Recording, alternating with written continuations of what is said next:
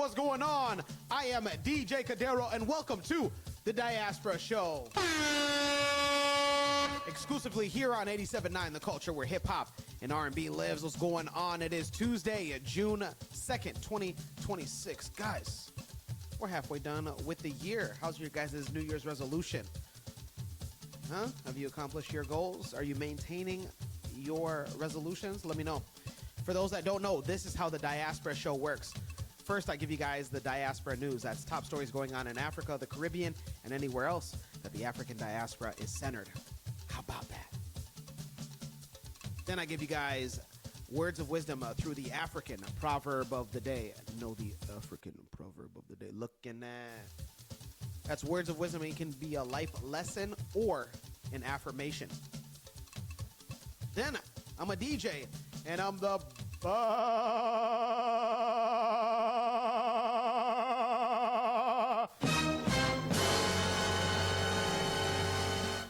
baddest Afro DJ in the game, huh? So with today being Tuesday, especially a Top 10 Tuesday, I'm giving you the Top 10 Afrobeat hits of the week on June 2nd, 2026. How about it? How about it? That's such a treat just for you guys, huh? So, without much other being said, like the kids say, stop yapping. Let's go ahead and stop yapping, and let's get into the Diaspora news. Come with me.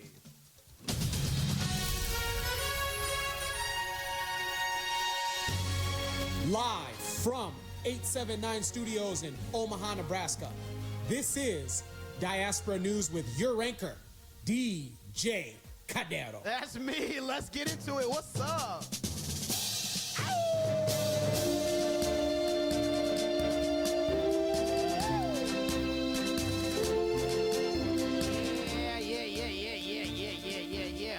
What up? What's going on, man? How did you guys sleep? I know many of you guys champion yourselves for, DJ Kadero, I only sleep for 4 hours a day. Shut up. Your body needs sleep. Cut it out.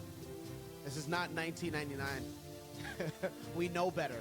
We know exactly what happens to the human body without sleep. So if you're one of those people that prides themselves on getting less sleep, you're an idiot.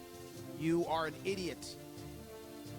You take me for idiot? Yes, you're an idiot. You should get as much sleep as you can. What is wrong with you? Look at LeBron James and Bill Gates, huh? They say they get at least 8 hours of sleep a night. And then I know some of you guys are going to be like, well, are you LeBron James or are you Bill Gates? Shut up. I am so sick of it. Please get as much rest as you can. You don't want to suffer from long-term health conditions because of lack of sleep. I know, I'm going to sleep when yeah, I get it. Yeah, you're going to sleep when you hit the dirt. I know, that's not sleep. You already know what you are. You're playing basketball with Kobe Bryant and dancing with Michael Jackson at that point. All right, as you can see, I'm perturbed by that. Woo!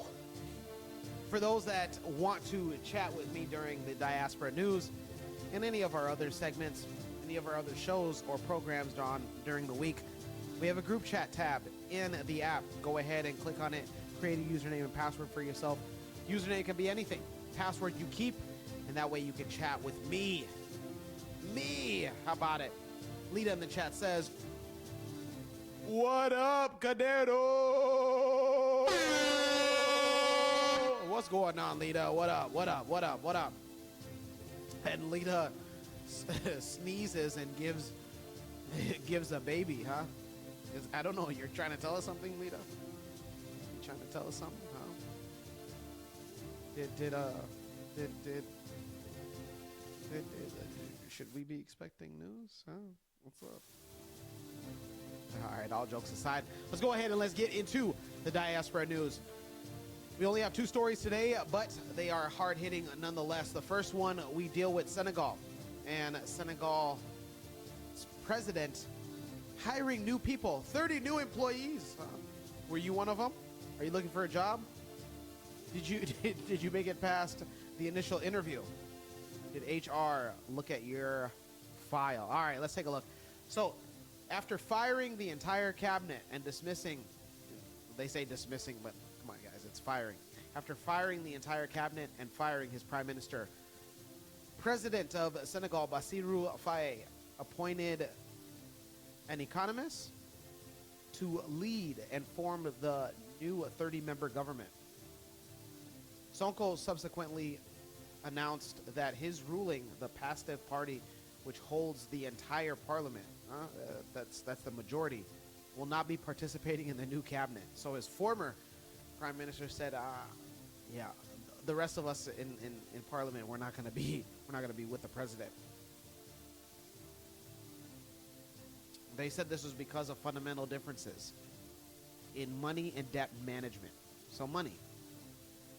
This move presents a significant stress test for the West African nation's democracy and its ongoing negotiations with international creditors like the World Bank and the IMF. For more on this, we go to the ground. Let's check it out. Senegal's President Bassirou Diomaye Faye has announced a new 30-member government that excludes the PASTEF party led by his ousted Prime Minister. Faye's announcement came in a live television broadcast less than 2 weeks after he fired former ally Ousmane Sonko. The two men fell out amid mounting political and economic tensions, including Sonko's opposition to an IMF-backed debt restructuring plan. Lawmakers rebelled against Faye's decision by reinstating Sonko as a member of parliament and overwhelmingly backing him as speaker. Last week, Faye named senior economist Amadou Al-Aminou Mohamed Lo as prime minister, saying he has the expertise to steer Senegal out of its crippling debt. A popular figure, Sonko announced on Monday that PASTEF would not participate in the new government, deepening the country's political crisis. In a post on X, he said points of disagreement emerged in discussions with Faye on Monday about the future role of the party, which holds a large parliamentary majority. Sheesh. Once again, if you're just tuning in, I am DJ Kadero, your anchor here on the Diaspora News. That's exclusively on the Diaspora show. That's only on 879 The Culture, where hip-hop and R&B lives. We're getting into our first story. The president of Senegal, who recently fired his entire cabinet, hired 30 new people, and his former, what you would call vice president or prime minister, said, yeah, us and the rest of the parliament, which we hold a majority of, we're not going to be participating. So, let me know what your guys' thoughts are on that first story. Do you guys think that there will be trouble in Senegal? Again, Senegal is the only West African nation that has never had a coup. Ever. Did you guys know that? Ever.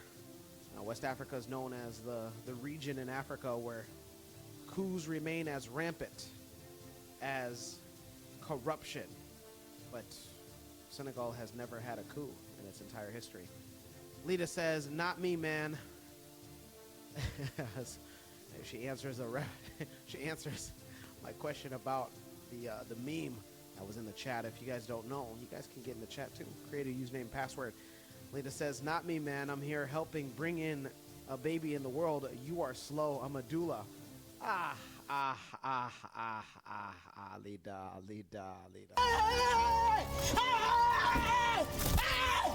Why are you running? Why are you running? Okay. Well, you know what? You can go ahead and use the doula. Use the doula in the angle. That's fine. That's fine. But I don't know. Maybe there is a message. You never know, huh?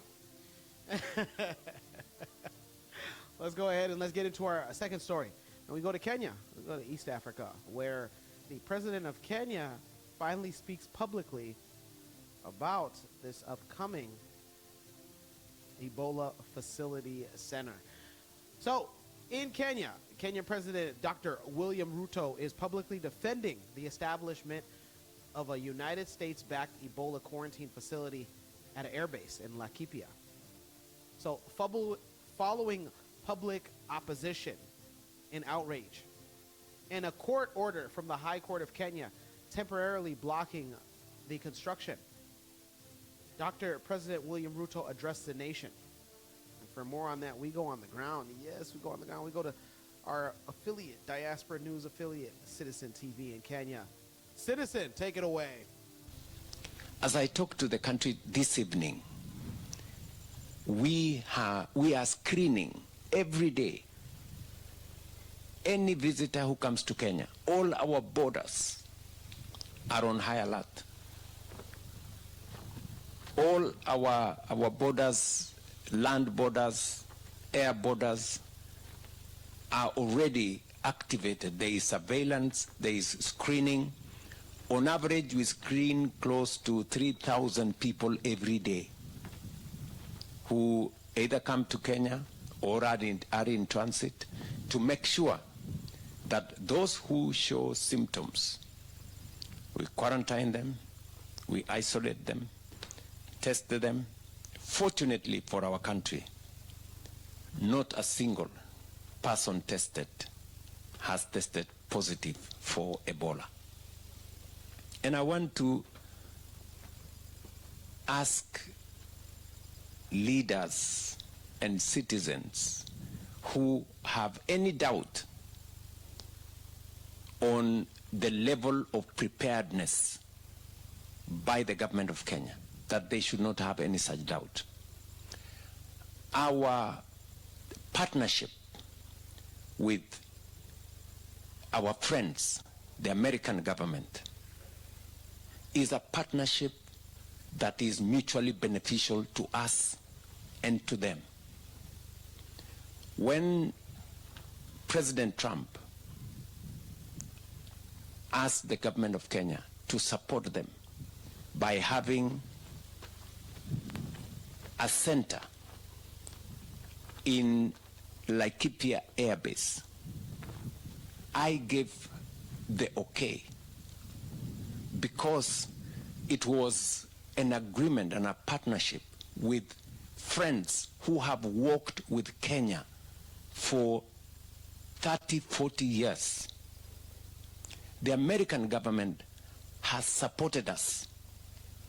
They have deployed huge resources in Kenya to work with us on HIV/AIDS, to work with us on other diseases. They worked with us on Ebola. In fact, KEMRI was one of the institutions that worked on research on the vaccines for COVID, because we have a solid partnership with America and other partners.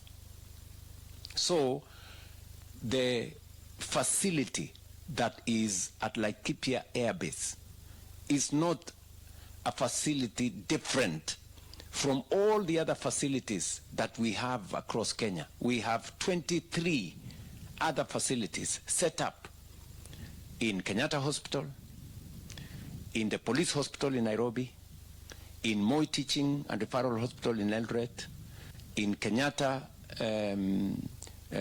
Hospital in Thika, in Alupe Hospital in Busia, and in many other areas.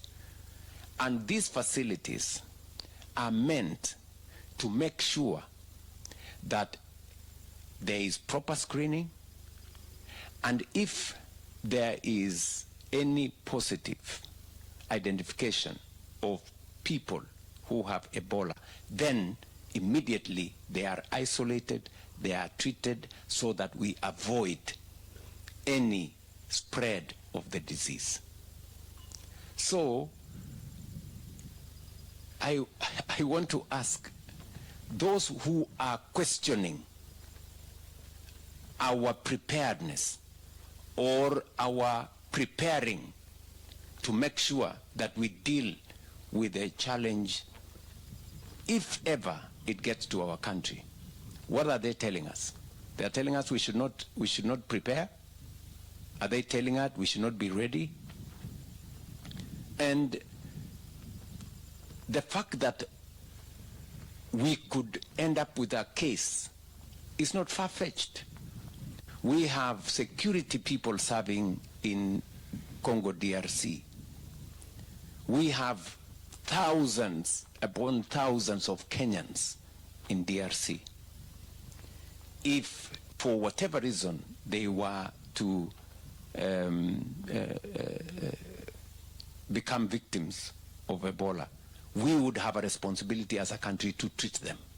We would have a responsibility to our citizens to make sure that we take care of them. What the American government is doing is to work with us in partnership to build the capacity to make sure that if ever we needed a facility, that facility will be there to serve the people of Kenya and to serve our friends, including the Americans. And let me say this, for the avoidance of any doubt. This is not the first time we are doing such a facility with partners. During COVID, we built a whole facility at the UN headquarters in Nairobi that served people from different parts of the world, members of the UN family, others who were in need. They came, they were served in Nairobi. Yeah, that was Dr. William Ruto, President of Kenya. I am DJ Kadero. Thank you for joining in. If you are just tuning in, this is the Diaspora news segment of the Diaspora show, exclusively here on 87.9 The Culture, where hip-hop and R&B lives. That was President Dr. William Ruto giving his approval on the Ebola quarantine center that is going to be funded entirely by the United States for American citizens that have caught the Ebola strain out of Central Africa. Again, Kenya has not had any cases, at least officially, but Dr. William Ruto and his government have agreed that the United States will be allowed to build a quarantine center in their country.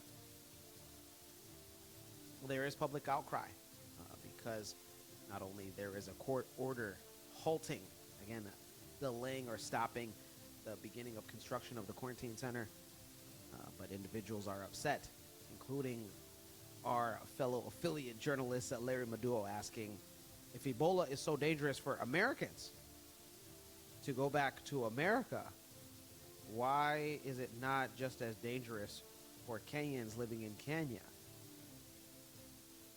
Interesting question.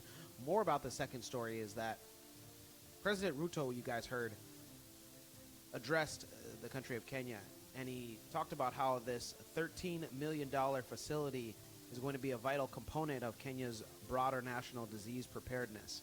He emphasized that this is a project, and it's a product of decades of health cooperation with the United States. You know, towards the end of that video clip, he said that this isn't the first time that the United States and Kenya have agreed on a health crises and building facilities during COVID 2020. The pandemic is what I call it, because let me tell you something. My Ethiopians, Eritreans, and Nigerians in Atlanta was getting to them bands, man, and PPP. What's up, Fojulu? They was getting to the bands, but so let me know what your guys' thoughts are on that second story. Is the Kenyan president correct and his government correct in allowing the United States to build an Ebola facility in their country where there's no reported cases? Or do you think that this is out of line? This is the United States using or taking matters into their own hands with having a disease elsewhere for their citizens and not wanting to bring it to their country? Let me know. Lita in the chat says, I'll fight you, Kadero. Hey, Yawa. Hey, Yawa. Hey, what's going on? Why do you want to fight me, man? I know yesterday was Reggae Monday, but everything's supposed to also be Irie on Tuesday. What's going on? She says, I'm about to be 47. Well, congratulations. You look good. You look good. Ain't no way in hell, in reference to me suggesting that maybe just maybe the meme that she posted had a different meaning, and maybe it was a foreshadow. Huh? All right, DJ Mr. Soul says, I don't trust any American government officials.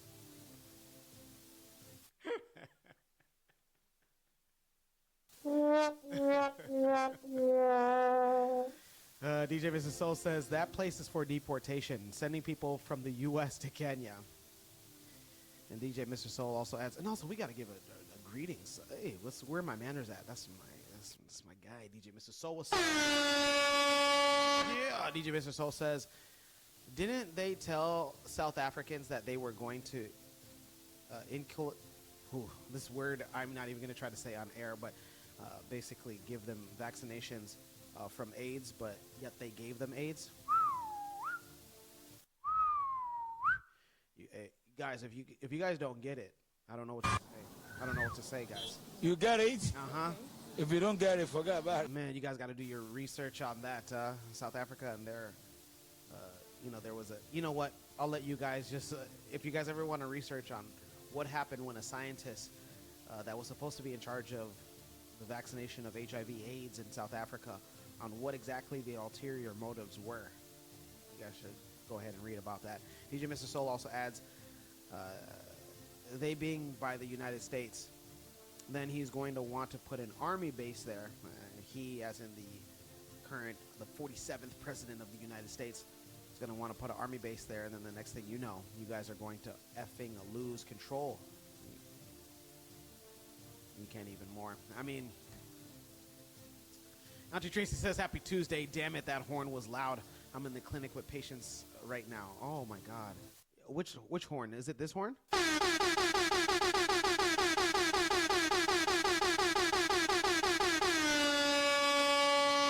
Oh, sorry. I apologize, Auntie Tracy. What's going on, Auntie Tracy? You guys, check out her show every Tuesday at 7 p.m. Central Standard Time.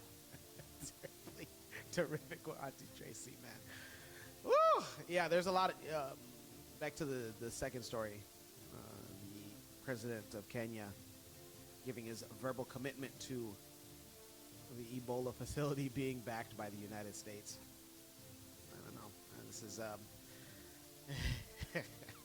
I don't know where this is going, because again, there's a court order.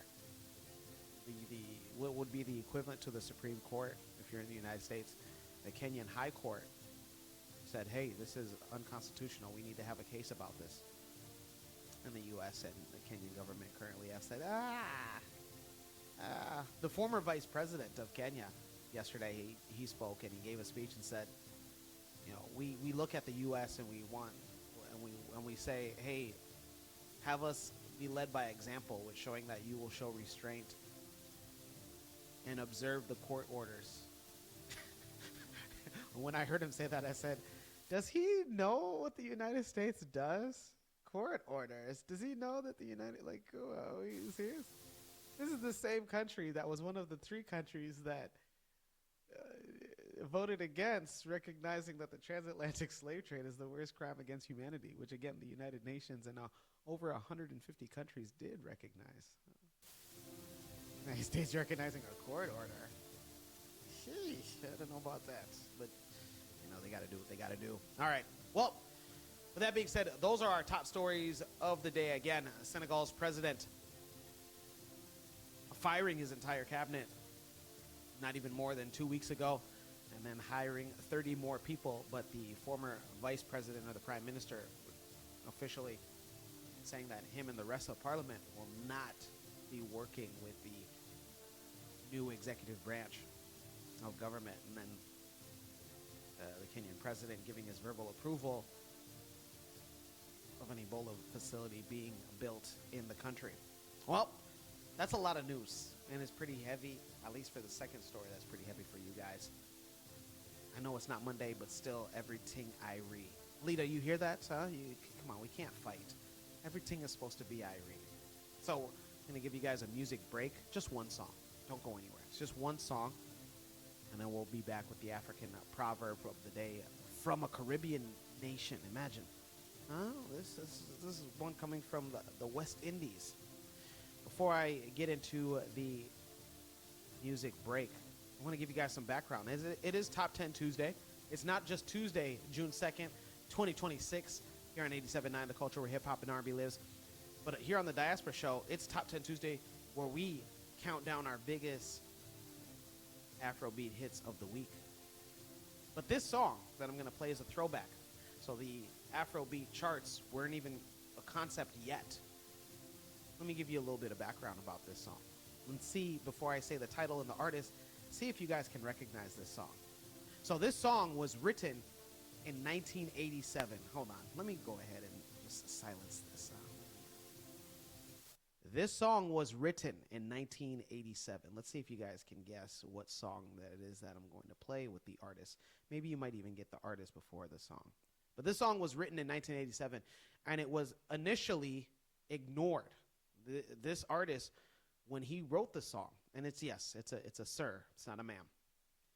When this artist wrote the song, he initially he put it aside. He said, I don't even feel right singing the song, performing the song, recording this song, because he was embarrassed by it.